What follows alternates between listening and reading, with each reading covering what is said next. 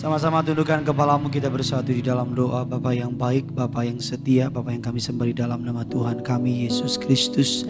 Engkau Allah yang tidak pernah berubah, Engkau Tuhan yang mengasihi setiap kami. Kami berkumpul di ibadah Jumat Agung pada hari ini. Kami percaya sesuatu yang hebat Tuhan telah selesaikan di kayu salib. Melalui kayu salib kami beroleh kehidupan. Dalam kayu salib kami beroleh pengharapan. Kami yang ditetapkan untuk binasa, tapi karena Yesus mati di kayu salib, kami beroleh kelimpahan di dalam hidup. Kami berterima kasih untuk hadirat-Mu yang indah. Kami mau siapkan hati kami duduk diam diberkati firman Tuhan. Lidah bibir perkataan hamba-Mu Tuhan kuasai. Setiap kata kalimat tanda kuasa mukjizat menyertai. Setiap kata kalimat nama Yesus yang dipermuliakan. Dalam nama Tuhan kami Yesus Kristus, jaringan yang kami pakai, Tuhan yang sucikan, Tuhan yang kuduskan. Allah Roh Kudus, Engkau disambut di tengah-tengah kami. Berbicaralah atas setiap kami. Di dalam nama Tuhan kami Yesus Kristus, setiap kita yang siap diberkati firman Tuhan dengan bangga, sama-sama kita katakan amin. Kita kasih tepuk tangan yang luar biasa bagi Tuhan kita. Silakan duduk kembali saudara. Haleluya, puji Tuhan atas anugerah dan kebaikan Tuhan Yesus. Saya berterima kasih bisa melayani di tempat yang luar biasa ini. Terima kasih kepada Tuhan Yesus Kristus atas kepercayaannya. Terima kasih kepada Gembala Sidang yang saya hormati dan saya kasihi, Bapak Pendeta Dr. Yesaya Pariaji bersama dengan Ibu Pendeta Darniati Pariaji. Terima kasih untuk jemaat Tuhan yang tidak takut untuk tetap datang ke rumah Tuhan. Terimalah salam dari mimbar ini. Shalom Tiberias. Masih belum semuanya, lantai 3, lantai 4, lantai 2. Shalom Tiberias. Apa kabar semuanya saudara? Tuhan Yesus itu baik, amin. Saya belum melihat tangan-tangan yang diberkati Tuhan Yesus, bisa lambaikan tangan saudara.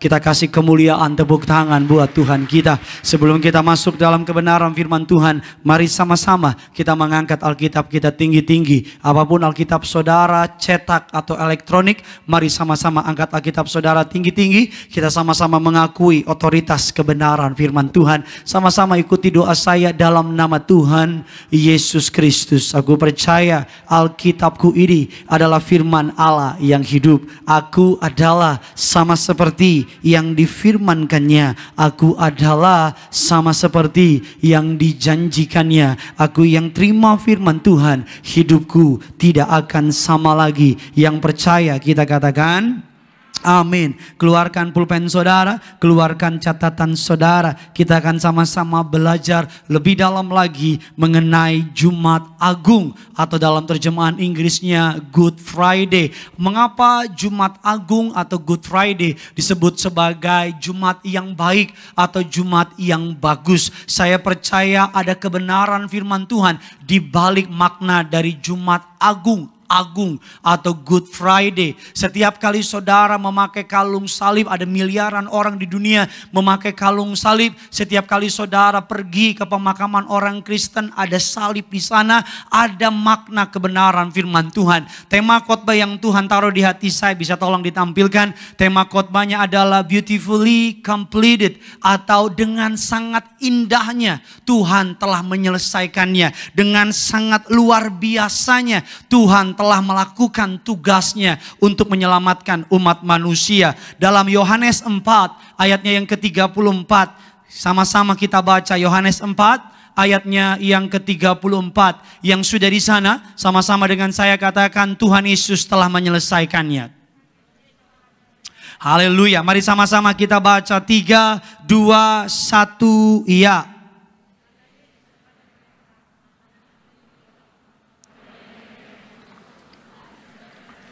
Stop, saudara bisa baca lebih keras lagi di Jumat Agung ini. 1, 2, 3, kata Yesus, makananku ialah melakukan kehendak Dia yang mengutus aku dan menyelesaikan pekerjaannya. Terjemahan Inggrisnya mengatakan lebih tegas lagi, dikatakan Jesus, I came to finish the work my Father sent me to do. Yesus datang untuk menyelesaikan pekerjaan yang Bapa percayakan kepada Yesus. Pekerjaan apa yang dipercayakan untuk Yesus lakukan ketika Dia datang sebagai dalam rupa manusia? Yohanes 19 ayat yang ke-28 Sampai dengan ayatnya yang ke-30, ayat yang ke-28 saya bacakan bagi saudara. Sesudah itu, karena Yesus tahu bahwa segala sesuatu telah selesai, berkatalah ia, supaya genaplah yang ada tertulis di dalam kitab suci, aku haus. Kita lompat di ayatnya yang ke-30, sama-sama ayat yang ke-30 kita baca. 1, 2, 3, ya. Berkatalah ia, sudah. Lalu ia menundukkan kepalanya dan sama-sama bilang sama saya, sudah selesai. Lebih keras lagi, sudah selesai. Apa yang sudah selesai? Ketika Yesus merentangkan tangannya di kayu salib, Yesus berkata, it is finished, tetelestai, sudah selesai. Para imam Farisi berkata, yes, saya menang sama kamu, saya sudah menyelesaikan pertandingan sama kamu. Mungkin para pasukan Romawi berkata, okay, it is finished, karena pemberontakan dari orang Galilea telah selesai. Atau bahkan mungkin murid-murid ketika melihat Yesus berkata, it is finished, sudah selesai. Bahkan mungkin murid berpikir, ya, sudah selesai mimpi saya nggak bisa lagi berharap Yesus sudah mati. Tetapi kalimat sudah selesai di sini berbeda dengan kalimat yang dipercayai oleh orang-orang di sekitar kayu salib. Ketika iblis melihat Yesus mati dan Yesus berkata, it is finished, sudah selesai, tetelestai. Mungkin iblis berpikir, yes, saya menang. Anak manusia, anak Allah saya bunuh. Anak Allah saya kalahkan. Tetapi sesungguhnya kalimat sudah selesai, tetelestai, sudah finish, bermakna bahwa Tuhan sudah menyelesaikannya bagi saudara. Sama-sama bilang sama saya, dia sudah menyelesaikannya bagi saya.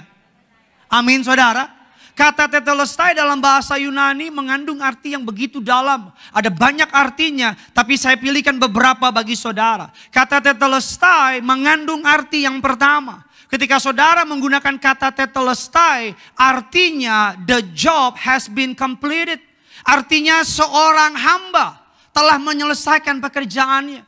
Pada zaman Yunani kuno, kalau ada pelayan menyelesaikan pekerjaannya, pelayan akan berkata kepada masternya, tetelestai. It is finished. Ketika dia menyelesaikan pekerjaan rumahnya, ketika dia menyelesaikan sebuah tugas yang berat, dia akan berkata kepada pimpinannya, tetelestai. It is finished. Sudah selesai. Arti kata tetelestai yang kedua yang ingin saya bagikan sama saudara, arti dari kata tetelestai yang kedua adalah seorang hakim. The justice has been served. Ketika hakim menyelesaikan sebuah perkara, menjatuhkan sebuah vonis, hakim akan mengetok 3 kali di meja pengadilan. Tok, tok, tok, sambil berkata, tetelestai, sudah selesai, it is finished. Seorang narapidana sudah dihakimi, keadilan sudah ditegakkan, yang namanya kejahatan sudah dikalahkan. Kata tetelestai yang kedua. Kata tetelestai yang ketiga, saya bisa catatkan ini kebenaran firman Tuhan. Kata tetelestai yang ketiga mengandung arti seorang akuntan sudah menyelesaikan pembayaran hutang. Jadi seorang akuntan mencek keuangannya. Utang yang sudah seharusnya dibayar, ketika dia melihat yang namanya hitung-hitungan uangnya, dia berkata, it is finished, tetelestai, sudah selesai.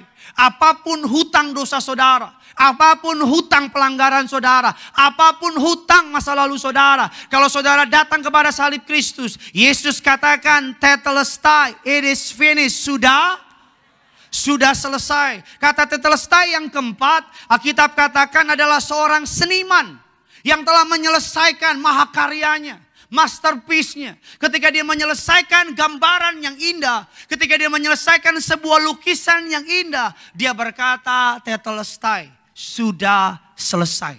Dan yang terakhir, ketika kalimat kata tetelestai sering dipakai, yang terakhir adalah seorang priest, hamba Tuhan, imam yang membawa korban bakaran, dibakar korban bakaran kepada Allah. Allah berkenan kepada korban bakaran, maka berkatnya turun, maka para imam akan berkata, tetelestai, sudah selesai. Bilang kiri kanan saudara, Tuhan sudah selesai. Bilang sama yang baru ngomong, dia menyelesaikannya bagimu. Saya mau tanya, kalau Tuhan bilang sudah selesai, titik apa koma? Titik, artinya gak bisa lagi orang bantu. Kalau Tuhan sudah bilang hidupmu di dalam Kristus, engkau pasti akan diberkati. Titik apa koma? Kalau keadaanmu hari ini iblis bangkit menyerang saudara. Tapi kalau engkau datang sama Tuhan, kemenangan titik apa koma? Titik. Walaupun mungkin keadaanmu hari ini gak baik, tapi percaya endingnya pasti baik. Walaupun mungkin masalahmu hari ini berat, tapi saya percaya it is finished, tetelestai, sudah selesai. Kalau di film-film kan, kecuali sinetron ya. Film-film the end. Kalau sinetron the end, besok ada lagi. Tapi kalau film the end, artinya it is finished. Sudah selesai. Apalagi yang perlu kita takuti. Lalu pertanyaannya Pak Pendeta bilang it is finished, tetelestai, sudah selesai. Lalu pertanyaannya, apa yang Tuhan telah selesaikan bagi saya?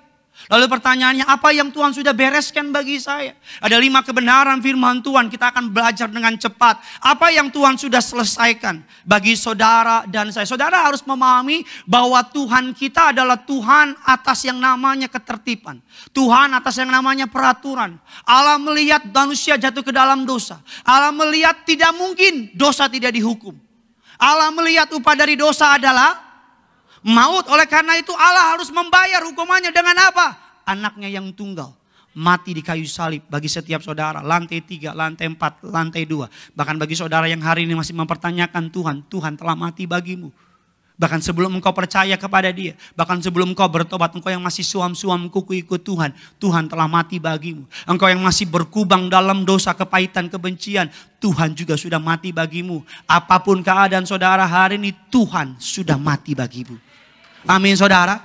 Dan kalau Tuhan sudah mati bagi saudara, apa yang Tuhan lakukan? What did Jesus finish on the cross? At the cross. Apa yang Yesus sudah selesaikan bagi saudara dan saya di kayu salib? Saudara siap diberkati? Yang pertama, apa yang Yesus selesaikan? Catat di catatan saudara. He paid my penalty. Cancel my debt. Ketika Yesus mati di kayu salib, Dia membayar hukuman dan membatalkan hutang dosa saya. Setiap kita punya yang namanya dosa turunan. Saya tidak peduli sebaik apa saudara. Manusia ketika lahir, bayi sekalipun dia nggak suci. Karena ada dosa yang namanya apa? Dosa turunan. Ada yang namanya dosa manusia jatuh ke dalam dosa. Manusia yang pertama gagal jatuh dalam dosa. Manusia yang kedua harus datang namanya Yesus. Dia tidak pernah gagal. Dia menebus kegagalan manusia yang pertama. Katakan amin. Ketika Yesus mati di kayu salib, hukuman saudara sudah dibayar. Ketika Yesus mati di kayu salib, hutang dosa saudara sudah dihapuskan. Berani percaya ini. Jangan mau lagi engkau dikejar-kejar intimidasi masa lalu.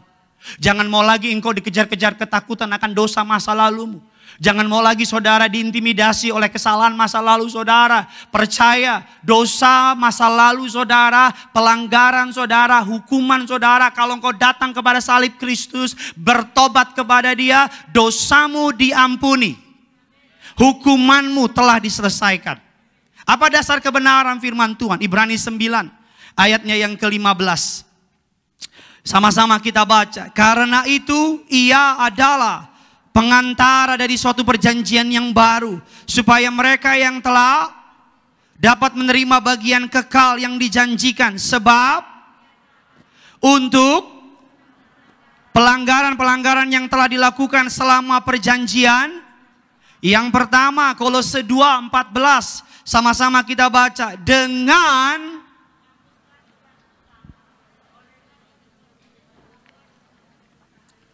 Dan itu ditiadakannya dengan memakukannya pada kayu salib. Dengan menghapuskan surat hutang. Sama-sama bilang sama saya surat hutang. Sama-sama bilang sama saya ketentuan hukum. Sama-sama bilang sama saya yang mendakwa. Mengancam. Tuhan pakukan di kayu salib. Amin. Tahu saudara dalam konsep asuransi. Kalau asuransi, pemilik asuransinya sudah meninggal, maka ahli waris dari pemilik asuransi akan menikmati seluruh kepenuhan dari asuransi tersebut. Ngerti maksud saya? Ada seorang ibu ketika suaminya meninggal, ini kisah nyata. Dia datang ke asuransi, dia bilang mohon maaf pak, saya nggak bisa lagi bayar cicilan tiap bulan. Saya nggak punya duit. Apa jawab pemilik asuransi? Bukan kamu yang harus bayar, kami yang harus bayar. Karena ketika suami kamu mati, maka seluruh kepenuhan asuransi menjadi bagian dari ahli waris. Ketika Yesus mati di kayu salib, apa yang menjadi seluruh bagian dari Yesus Kristus menjadi bagian dari orang yang percaya. Katakan amin. Amin saudara. Ini bukan berarti saya agen asuransi, bukan. Nanti saudara keluar lagi di lift bilang, tuh dengar kata pendeta. Ayo asuransi. Bu, kalau nanti bapak mati, nah ibu yang kaya bu. Hai. Itu kita patahkan lor asuransi.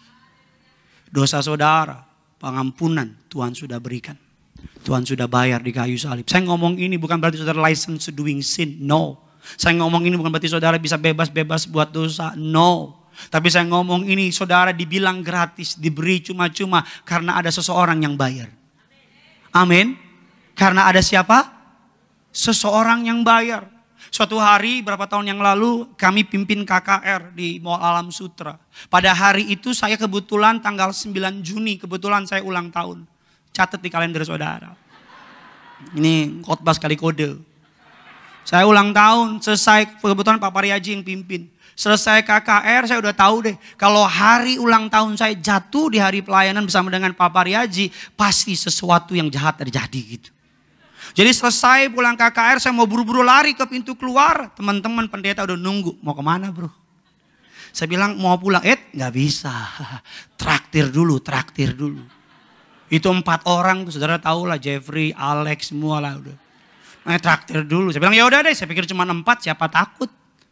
Restoran mana? Lu pilih. Saya bilang dia pilih restoran. Yang namanya orang suruh pilih dipilih yang paling dia mau. Dia pilih restoran di Alam Sutra, restoran Chinese food yang paling mahal. Set ketika saya sampai teratas, saya kira 4. Ternyata asisten pendeta dan semua di situ. Itu restoran penuh dengan orang Tiberias. Bahkan beberapa teman saya datang bilang, bro sorry bro gue sama istri sama anak boleh ikut nggak? Saya mau bilang, ya boleh deh udah. Sambil mereka makan dengan sukacita, saya makan dengan duka cita. Karena mereka kan saudara tahu lah belahang pelahap belahang pelompat ya kan. Apalagi si Alek itu kan pesen terus. Bahkan cuci tangan pakai aqua dia. Pokoknya push the grace to the limit dengan pesen. Selama mereka makan saya doa terus, Tuhan tolong hambamu. Mereka makan ulang tahun saya nggak dusta, nggak lebih-lebih, nggak kurang. Ini beneran. Ketika udah selesai makan saudara, karena semua saya lihat teman saya Alek babungkus dia. Dia bilang, bukan istri, istri lu bukan istri gue. Saya bilang, bungkus sih. Semua sampai pelayan tanya mau pesan apa? Apa yang ada dapur keluarin katanya. Benar saudara, tapi manusia boleh merancangkan yang buruk. Tuhan merancangkan yang baik gitu. Iya selesai makan, saya bilang sama waitersnya, ini beneran saya tolak dusta, tolak tipu. Lagi bilang, saya bilang udah bilnya. Itu dia pencet komputernya, tek, tret. Saya di belakang dalam nama Yesus, stop, tret. Sampai lantai. Ini meja sampai lantai. Teman saya udah waiters datang, saya udah keluarin dompet, siapin KTP. Saya bilang, saya ingat firman Tuhan, anak manusia diserahkan. Ketika saya mau kasih ATM saya, dia bilang, Pak, maaf, sudah dibayar. Jangan cuma tepuk tangan, tiru. Canda saudara. Pak sudah, siapa yang bayar? Ada jemaat Bapak duduk di situ. Dia lihat Pak Gideon masuk, dia langsung bayarin. Sudah dibayar. Loh, saya tahu ketika dia bilang dia mau bayar, mungkin dia ketika lihat bilnya nyesel kali, saya nggak tahu. Hah? Iya, walaupun ketika dengar dibayar teman-teman saya bilang, wah nggak sah. Lagi dong, ini kan dibayarin. Apa maksud saya? Kita yang berbuat salah. Kita yang gak benar. Kita yang ngaco. Pemahaman ini akan membuat engkau takut lagi untuk nyakitin hati Tuhan. Pemahaman ini akan membuat engkau bukannya untuk bebas buat dosa. Tapi pemahaman ini membuat engkau bisa memiliki fresh start. Permulaan yang baru. Pemahaman ini bisa membuat engkau menatap hari depan dengan kepercayaan. Karena dosamu di masa lalu, kalau engkau datang mau bertobat sama Tuhan, Tuhan ampuni. Bahkan kalau saudara datang sama Tuhan dan bilang, Tuhan ampuni dosaku 10 tahun yang lalu. Tuhan akan bilang, yang mana? Aku sudah lupa. Karena Tuhan sudah buang semuanya. Tuhan sudah tidak ingat-ingat lagi. Kita yang suka ingat-ingat kesalahan orang lain. Kita yang suka ingat-ingat kesalahan orang, kesalahan 10 tahun lalu masih kita ingat-ingat. Jadi kalau ada anak Tuhan yang masih ingat-ingat dosa orang lain, dosa temennya, berarti dia siapa? Saudara yang bilang. Kalau Tuhan gak ingat-ingat dosa kita. Alkitab katakan kalau engkau bertobat, sekalipun dosamu semerah kirmizi, kalau engkau mau bertobat, dia akan putihkan seputih salju. Ayo, kebenaran apa yang ingin saya bagikan yang pertama. Ketika Yesus mati di kayu salib, Alkitab katakan apa? Hukuman saudara sudah Tuhan tanggung di kayu salib. Alkitab katakan apa? Hutang dosa saudara sudah dihapuskan. Gak ada lagi rekodnya di kerajaan surga. Saudara dan saya di hadapan Allah, engkau adalah orang-orang benarnya. Kasih kemuliaan buat Tuhan kita. Yang kedua, apa yang Yesus lakukan di kayu salib. Ketika Yesus mati di kayu salib, yang pertama, dia membayar hukumannya. Dia membayar lunas, surat hutang dosa dihapus. Hari ini bersukacitalah. Tidak ada lagi yang dapat mengintimidasi saudara. Tidak ada satupun yang dapat menunjuk masa lalu saudara. Kalau engkau sudah bertobat, lupakan masa lalumu. Tatap masa depanmu dengan Tuhan. Amin saudara. Everyone do mistake. Di sini siapa yang gak pernah buat salah angkat tangan? Kalau ada yang angkat tangan, kita jadikan dia Tuhan hari ini. Gak ada, semua orang buat salah. Kalau Tuhan ngampunin, kau juga harus ngampunin. Jangan pakai double standard dong. Tuhan ampuni aku, tapi orang lain kok gak ampuni. Mau menang banyak kok namanya. Tuhan maafin aku, tapi orang lain saudara gak maafin. Gak bisa. Jangan pernah ungkit-ungkit kesalahan orang di masa lalu. Kalau dia sudah minta ampun, dia sudah bertobat, udah. Emang Tuhan situ? Siapa yang ngangkat saudara jadi hakim? Kita anak Tuhan gak boleh menghakimi, katakan amin. Tapi seringkali banyak hakim di rumah Tuhan. Iya aja. Yang kedua, apa yang Tuhan lakukan di kayu salib? He defeated the fear of death. Ketakutan akan kematian. Apa yang paling takutin oleh manusia? Mati. Apa yang paling ditakuti orang kaya? Mati. Apa yang paling ditakuti orang miskin? Mati. Apa yang paling ditakuti oleh orang berpengaruh?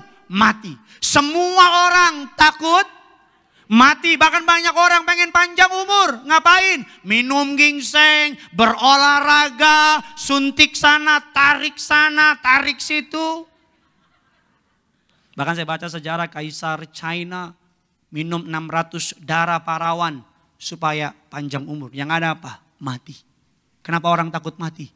Karena yang pertama, mereka takut mati. Kalau mereka mati, mereka takut mereka akan ke neraka kalau nggak bertobat. Kenapa orang takut mati? Karena mereka nggak tahu ada apa setelah kematian. Kemarin hari Rabu, saya pergi mendoakan seorang jemaat Tuhan yang diangkat Tuhan menjadi salah seorang pejabat tinggi di kepolisian di Mabes Polri itu kemarin, yang tempat perempuan nembak itu. Betul. Tolak dusta tempat yang perempuan nembak itu. Betul kemarin. Saya nggak tahu tempatnya, pokoknya di Mabes Polri. Memang perempuan zaman sekarang agresif. Dia nembak duluan memang. Dulu kan perempuan, laki-laki yang nembak. Sekarang perempuan nembak duluan. Itu yang gak ngerti jomblo dia. Iya. Saya benar-benar sadar. Iya ya. Maut satu langkah dari hidup. Tapi yang paling saya suka dari pejabat kepolisian itu yang bilang sama saya, Pak, dulu sebelum saya kenal Yesus saya takut mati. Tapi semenjak saya kenal Yesus saya gak takut mati. Karena kenapa? Genap firman Tuhan, bagi kita orang percaya hidup adalah Kristus, mati adalah. Selama Tuhan kasih kesempatan untuk hidup jadi berkat. Tapi kalau Tuhan panggil untuk mati, rumah Bapa di surga menanti. Gak perlu ditakutin. Saya ngomong ini berdasarkan kebenaran firman Tuhan. Saya mau bilang bagi orang percaya, mati cuma seperti ciluk bak. Tutup mata di bumi, buka mata di surga. Kalau engkau bertobat, engkau tutup mata, dipanggil Tuhan, buka mata di surga. Makanya setiap malam sebelum saya tidur, saya nggak tahu kapan Tuhan panggil, walaupun saya masih muda. Sebelum tidur saya angkat perjamuan, saya minta ampun untuk dosa kesalahan saya. Dosa kesalahan baik pikiran, perkataan, perbuatan yang saya tahu atau tidak tahu. Baru tutup mata, tidur. Kalau besok pagi bangun, puji Tuhan, kesempatan melayani. Tapi kalau besok pagi nggak bangun, saya percaya sudah bersama Tuhan di surga. Makanya Pak, Bu, jangan mau tidur berantem. Ada orang mau tidur, suami ngadap ke timur, istri ngadap ke barat. Anak-anak di tengah menyanyi sejauh timur dari barat. Lo jangan ketawa, lo mikir, lo ketawa lagi. Rumah tangga kalau berantem bodoh, marah-marah deh, bodoh amat. Suami istri kalau berantem bodoh, udah keadaan sukar, teror bom, udah ada COVID, di rumah berantem bodoh. Rumah tangga kalau pengen ngusir berkat, gampang, ribut aja. Rumah tangga kalau pengen berantakan, gampang, ribut aja. Saya suka bilang sama istri saya kalau di rumah, kalau kita berantem, ngusir berkat, masih banyak di cicilan. Jangan berantem, saya bilang. Ya kan rumah saya 2 hektar 20 lantai. Gak tahu tuh rumah siapa lah. Ada seorang ibu terbang ke Australia kunjungin anaknya. Di tengah perjalanan pesawatnya mengalami turbulence, goncang. Saudara, barang-barang jatuh, semua orang ketakutan di pesawat, takut mati. Kalau saudara mengalami, mohon maaf ya, takut mati, berarti ada sesuatu yang salah. Saya mau bilang sama saudara, kalau Tuhan kasih panjang umur, melayani saya. Tapi kalau Tuhan panggil, saya percaya Yesus sudah menanti. As simple as that. Katakan amin. Di pesawat penerbangan guncang, barang-barang jatuh, semua ketakutan di pesawat. Ini ibu cuma diam, senyum-senyum sambil nyanyi lagu gereja. Mendarat di Australia, kapten pilotnya tanya, Bu, satu pesawat tadi ketika turbulens pada ketakutan. Cuman ibu yang nyanyi-nyanyi. Emang ibu gak takut mati katanya? Apa jawab ibu itu? Saya punya 2 anak. Anak yang pertama saya kunjungi di Australia. Anak yang kedua sudah dipanggil Tuhan. Kalau pesawat ini mendarat, saya ketemu anak yang pertama. Kalau pesawat ini gak mendarat, saya ketemu anak yang kedua. Manapun keputusannya, saya gak takut. Yang terbaik dua-duanya.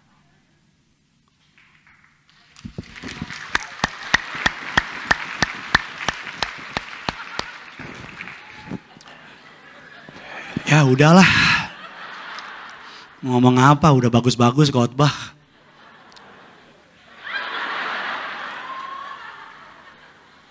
Amin. Saya nggak bilang saudara harus mati hari ini, enggak. Tapi gini loh, kalau orang Kristen takut mati, berarti dia tahu hidupnya nggak benar. Kenapa takut mati? Kau tahu kau belum bertobat. Bertobat. Kalau Tuhan panggil, kok nggak bisa, Tuhan 2 jam lagi ya. Gak bisa. Ya, saudara boleh ketawa, tapi I speak to your spirit. Bertobat. Uangmu gak bisa tolong. Emang saudara pikir Tuhan takut sama jabatanmu? Orang dia yang kasih kok.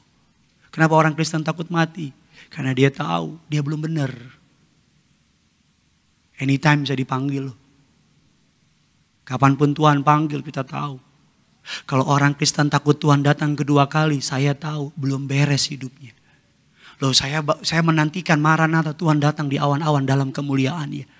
Gak ada mempelai wanita takut mempelai laki-laki. Kalau ada mempelai wanita takut datang mempelai pria datang, itu kawin paksa. Betul apa enggak? Loh istri saya menantikan kapan waktu itu saya sama pacaran, saya datang ke pemberkatan. Kalau saudara bilang, Tuhan jangan datang dulu deh. Sesuatu yang salah sama kekristenan saudara. Yang ketiga, kita cepat saja. Apa yang bisa kita pelajari ketika Yesus mati di kayu salib? Yang ketiga dikatakan, ini kesukaan saya. He broke Satan's powers to mess up my life. Ketika Yesus mati di kayu salib, Yesus mematahkan kuasa cengkraman dari si iblis. Katakan amin. Ketika manusia jatuh dalam dosa, Alkitab katakan manusia kehilangan kemuliaan Allah. Manusia kehilangan potensinya dari Allah. Terpisah dari Allah. Mengalami kejatuhan yang paling dalam. Alkitab katakan iblis mencengkram manusia. Iblis menghujami dengan dosa, perzinahan, percabulan, dusta, penipuan, dan sebagainya. Iblis menguasai manusia. Ketika Yesus mati di kayu salib, Alkitab katakan kuasa dari iblis itu kembali di tangan Yesus. Amin. Karena Alkitab katakan demikian. Kita buka dasar kebenaran firman Tuhan. Sama-sama kita baca kebenaran firman Tuhan. Kolose 1 ayatnya yang ke-13. Yuk 3, 2, 1 ya.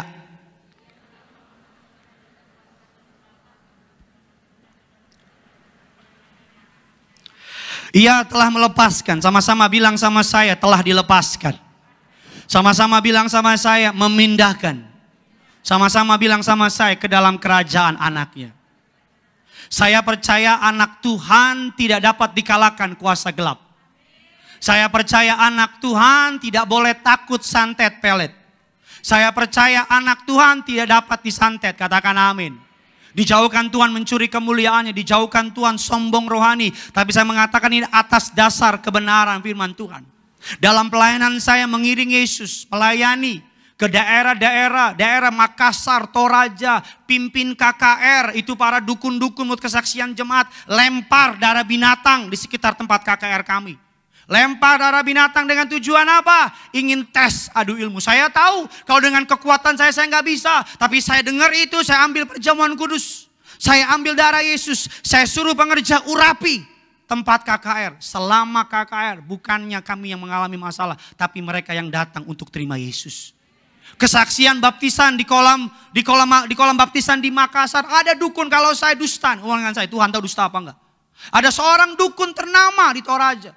Dia marah karena banyak jemaatnya yang datang ke Tiberias di Toraja. Ketika Papa Reji pimpin baptisan di Makassar, dukun dari belakang lempar ajimat. Tapi yang dia bingung, dia lihat kita bengong aja, biasa aja melayani. Ketika dia turun ke kolam pengen tes ilmu, dia teriak panas. Kita bilang dingin. Panas apa sih? Lebay lu. Oh iya, kuasa gelap itu ada. Tapi jangan takut. Jangan lagi malam-malam mau ke toilet. Pak, temenin Pak. Anak Tuhan takut sama setan. Jangan lagi malam-malam gak berani nengok ke atas. Takut ada yang nongkrong. Kok anak Tuhan takut sama setan? Halo, kau di Tiberias diajar. Tanganmu ada kuasa.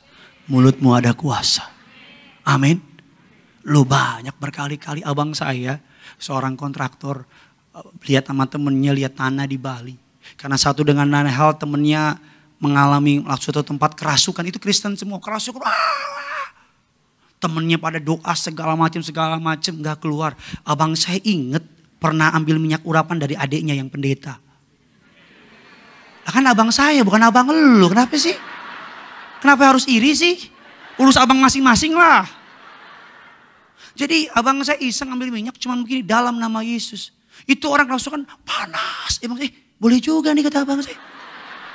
Dia terusin. Dia telepon saya, Bontat, iya loh. Minyak urapan Tiberias dahsyat loh. Oh Tuhan hidup kok. Amin. Tuhan apa? Tuhan hidup. Iblis gak punya. Apa sih cara iblis menjatuhkan kita? Catat baik.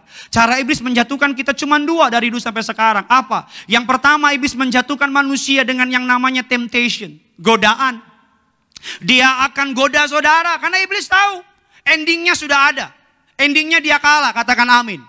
Endingnya dia hukum. Iblis akan membawa manusia. Neraka tidak diciptakan untuk manusia. Neraka pada mulanya diciptakan untuk iblis. Dan para pengikutnya. Nah mengapa ada manusia di neraka? Karena ikut iblis. Nah iblis gak mau sendirian. Nah iblis akan menjatuhkan manusia dengan apa? Temptation. Dia akan goda saudara. Dan biasanya kalau iblis goda, dia akan mengecilkan dosanya. Dia akan mengecilkan efek dari dosa. Dia akan bilang gini, gak apa-apa kali pacaran beda agama.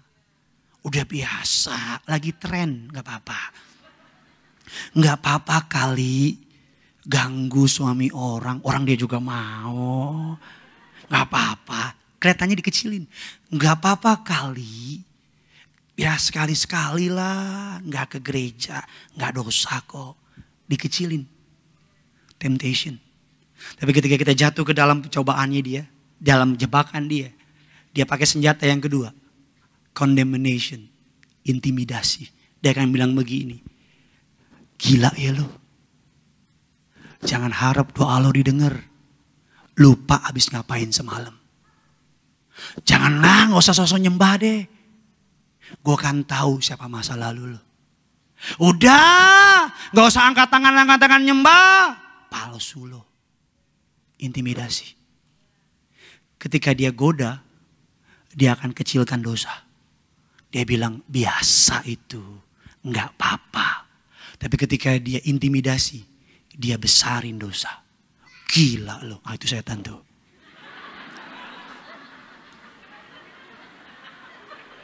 Habisnya tiba gitu saya nggak tahu. Jadi lupa saya ngomong apa. Dia akan goda. Bagaimana caranya saya menang menghadapi cobaan? Alkitab katakan demikian 1 Korintus 10 ayat 13. Because of the cross, I can resist temptation.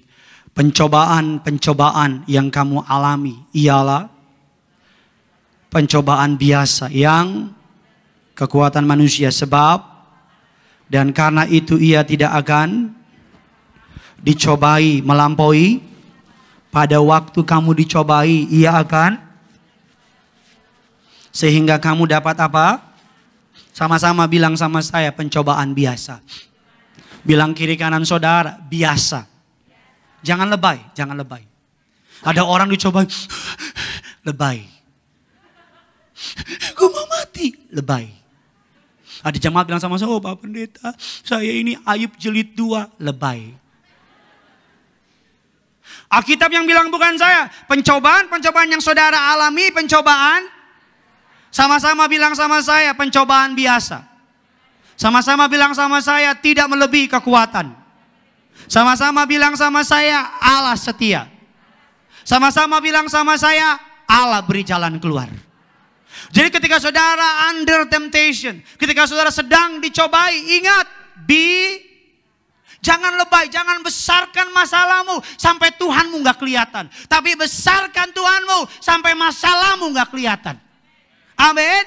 Jangan besar-besarin kata dokter, besar-besarin kata firman.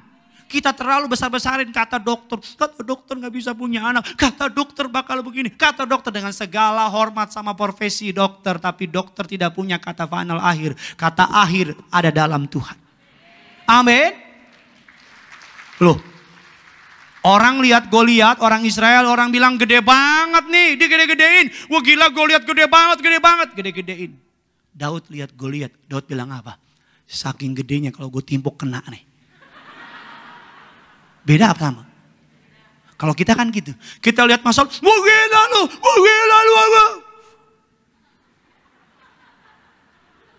Ketika kemarin COVID, semuanya heboh, COVID.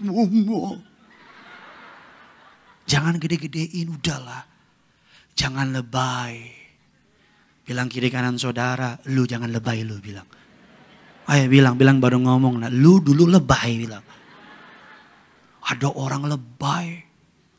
Kalau begini, gue mati aja deh. Nggak mati-mati. Ada seorang pengusaha, awal-awal COVID, Pak Pendeta kalau begini, saya bisa mati nih. Terus berapa hari lalu ketemu sama saya bilang, Pak, kok masih hidup? Pak Pendeta kan bercanda dulu Pak, udahlah, jangan lebay. Yang kedua, bagaimana cara saya menghadapi intimidasi? Kolose 2 ayat yang ke-15, yuk kita cepat. Ia telah melucuti pemerintah-pemerintah dan penguasa-penguasa, menjadikan mereka tuntunan umum dalam kemenangannya atas. Ketika iblis intimidasi saudara bisa lihat saya ke depan. Iblis mengintimidasi saudara dengan dasar kesalahan saudara. Betul apa betul? Dia akan bilang sama saudara, ingat lo begini. Tapi ketika iblis ingatkan masa lalu saudara, bilang sama iblis, betul saya dulu pernah begini. Betul saya dulu pernah buat ini. Tapi saya datang sama Tuhan. Saya sudah bertobat sama Tuhan. Engkau gak punya hak lagi untuk intimidasi aku. Bilang gitu sama iblis. Saya sudah bereskan sama Tuhan. Ketika iblis mengingatkan masa lalu saudara, ingatkan iblis akan masa depannya. Tahu apa masa depannya? Ketika iblis bilang, wah lo begini. Bilang sama iblis, oleh darah Yesus, aku sudah diampuni. Dan bilang sama iblis, gimana masa depan lo? Gawat lo dibakar lo. Wah lo mah angus lo, ngeri lo. Gantian kita yang roasting dia. Gantian kita yang intimidasi dia. Wah bliss. Gue gak tahu lagi deh bliss, gue gak tahu deh. Wah lo mau dibakar sih, wah lo gila lo. Gue denger sih surga ovennya baru lo, wah gila lo, gue gak tahu lo. Nanti iblis yang gantian lo, kalau intimidasi gue ya begitu. Wah bliss lo mah gak bisa diampuni, bliss gak tahu deh. Darah Yesus gak buat lo bliss, dia lari langsung dari saudara. Jadi kalau ada anak Tuhan, intimidasi anak Tuhan, berarti dia jawab dengan senyuman. Yang keempat, kita cepat saja yang terakhir. Imam musik boleh maju ke depan. Apa yang Yesus lakukan di kayu salib.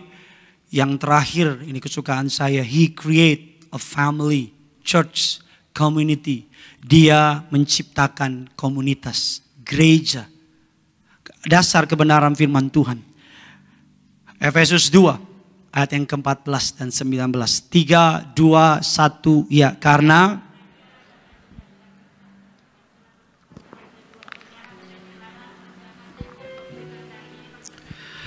ayat yang ke-19 lebih keras lagi. Demikianlah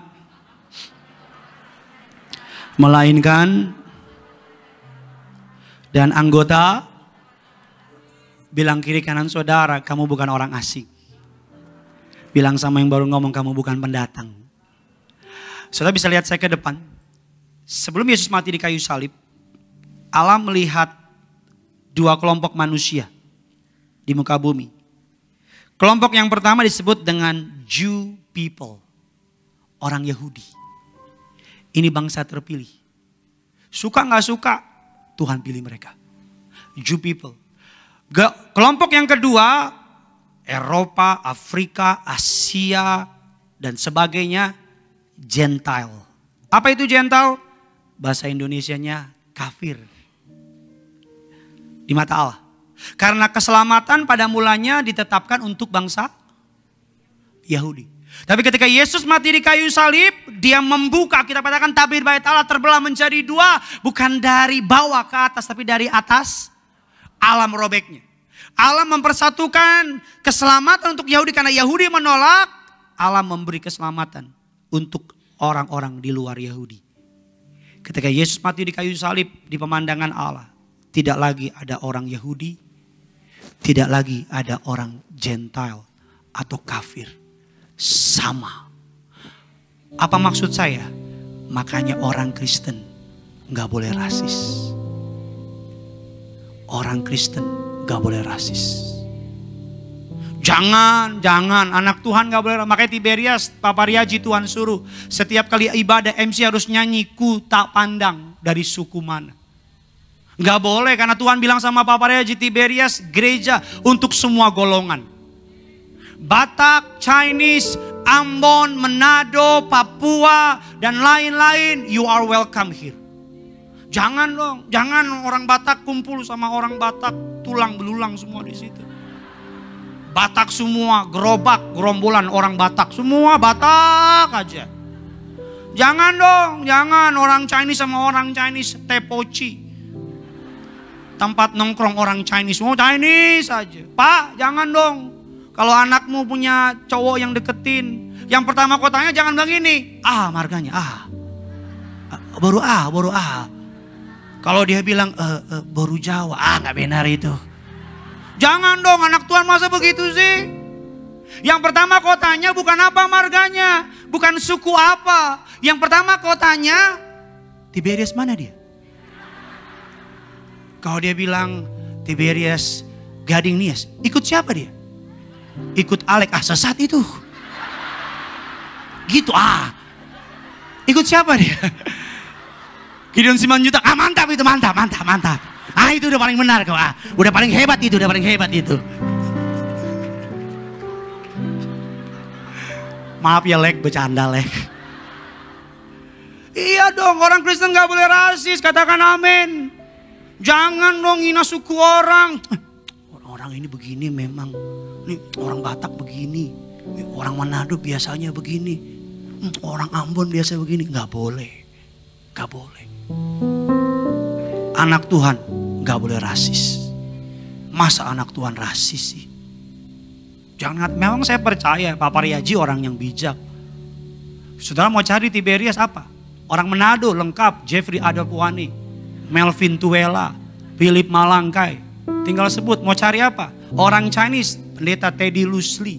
Saudara, banyak saudara, Henry Setiadi, Daud Suryawijaya tim saya. Chinese mau cari apa? Orang Batak, Gideon Simanjuntak, Alex Simanjuntak. Itu orang Jawa kayaknya dia itu. Banyak. Mau cari apa? Orang Ambon. Markus Mercio Patinama, Renol Watimena. Orang apa lagi? Orang Jawa. Pak Pariaji. Udah cukup satu ngalahin semua. Udah habis, udah nyerah Pak, nyerah. Banyak, mau cari apa di sini? Ada. Jangan rasis. Jangan. Saya simpulkan khotbah saya. Apa yang Yesus lakukan di kayu salib? Yang pertama, dia membayar hukuman kita. Menghapuskan, tolong ditampilkan. Menghapuskan surat utang dosa kita. Yang kedua, Yesus mengalahkan ketakutan akan maut. Yang ketiga, Yesus mengalahkan kuasa iblis. Iblis have no power atas orang percaya. Yang keempat, Alkitab katakan Nabi Yesus lakukan di kayu salib. Dia menciptakan komunitas, family, church. Yang terakhir, dia Allah yang setia. Faithfulness. Tutup tangan, tutup saudara. Kasih kemuliaan buat Tuhan kita. Haleluya.